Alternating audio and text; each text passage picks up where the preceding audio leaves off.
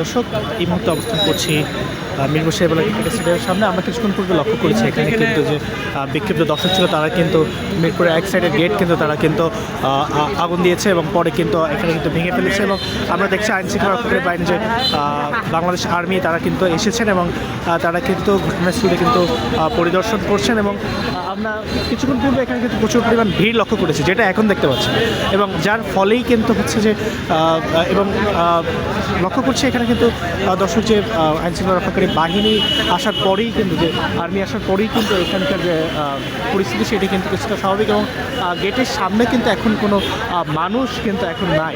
এবং দেখতেই পাচ্ছেন যে সামনে যে বাংলাদেশ সেনাবাহিনী রয়েছে তারা কিন্তু প্লেস করছেন এবং জায়গাটিকে কিন্তু তারা নিয়ন্ত্রণে নেওয়ার কিন্তু যে চেষ্টা সেটি কিন্তু তারা চালাচ্ছেন, আমরা যেটি লক্ষ্য করেছি।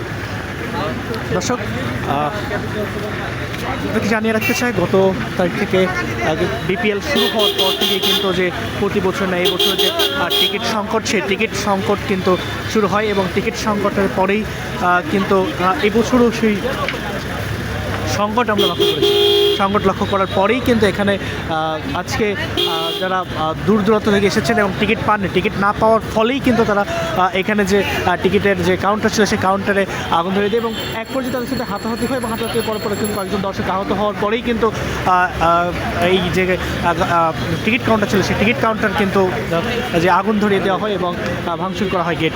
এবং পরবর্তীতে কিন্তু এখানে বেশ উত্তেজনা বিরাজ করছিল এবং আমরা লক্ষ্য করেছি এরপরে কিন্তু আইনশৃঙ্খলা রক্ষাকারী বাহিনী কিছুক্ষণ পূর্বে এখানে এসেছেন এবং আসার পরেই কিন্তু সেনাবাহিনী এখানে কিন্তু পরিবেশ কিছুটা নিয়ন্ত্রণে এসেছে। এবং দর্শক এটি ছিল মিরপুর শেরেবাংলা ক্রিকেট স্টেডিয়াম থেকে সর্বশেষ।